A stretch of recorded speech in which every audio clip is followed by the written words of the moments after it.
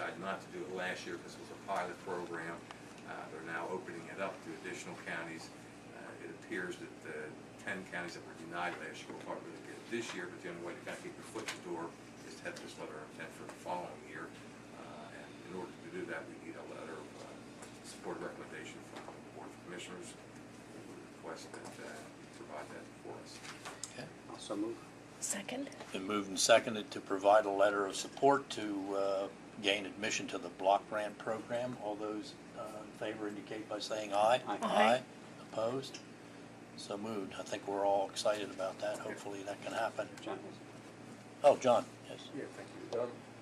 If you were to get in the program, could you give me a little idea of what that would mean, what kind of grant you would expect to receive, and what steps you would take in the process after that? With our agency, with children and youth, it would have really minimal impact on it. We don't receive a lot of money for that will be in a grant that would be considered a block grant.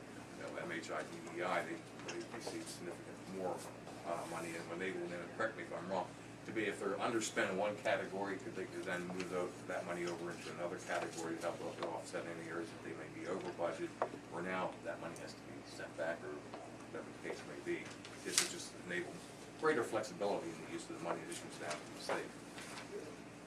Who would decide, though, how much each of you would get? Would that still be a state decision, or would you have more?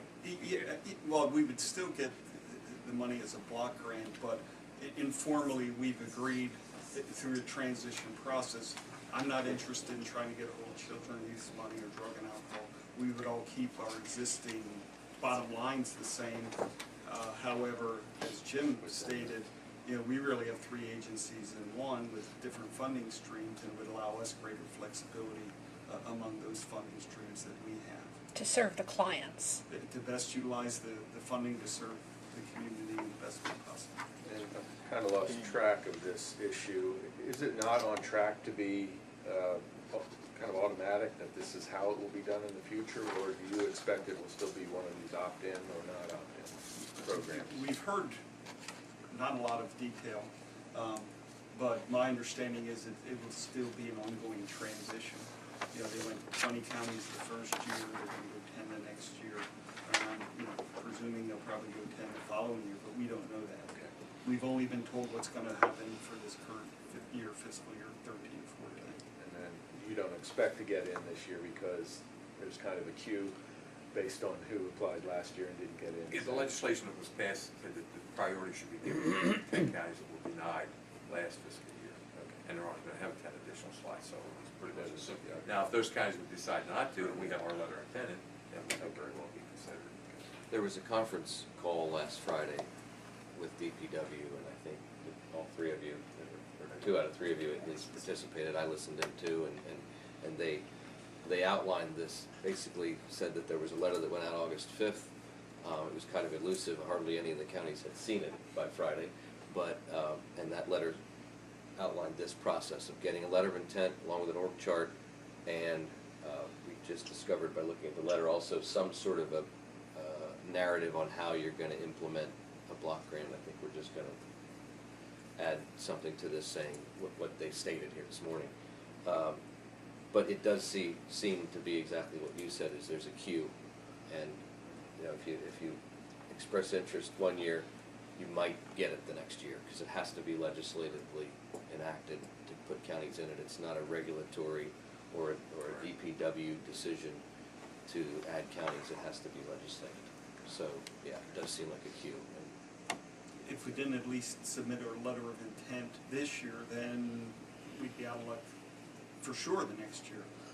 So we could get on the waiting list, so to speak. The logical thing is that ultimately it will be all counties, though, I would think. Senator Vance had a proposal for that, but I guess it didn't fly.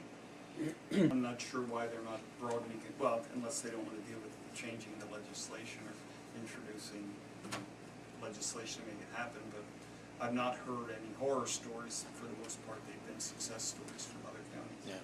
How many got in last year? 20. And 10 this. Thing, we know we always usually spend a lot of, time with attention on Kevin. But we want to change that for just today.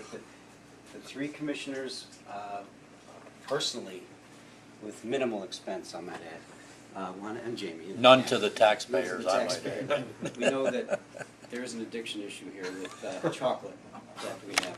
But this is a chocolate lover's start for you, for your new position over Why, at thank you. Agency on Aging, and we wish you well. And I'll have to, that's yes. just for you. No, that's Carol. She'll have that gown by the time she gets Yeah, I back. might have that first till we get back to the office. Kevin's Thank you very jealous, much. right? You never got chocolate.